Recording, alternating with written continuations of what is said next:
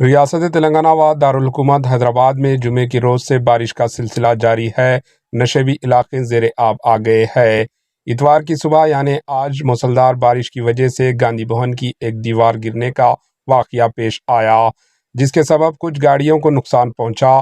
شہر کے دارالشفا علاقے میں بارش کی وجہ سے ایک قدیم درخت گرنے کا واقعہ بھی پیش آیا، جس سے ایک عرضی شیڈ کو نقصان پہنچا ہے۔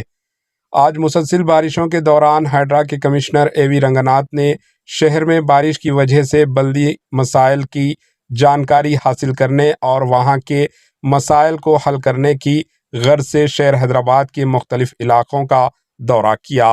Bureau report AHN news.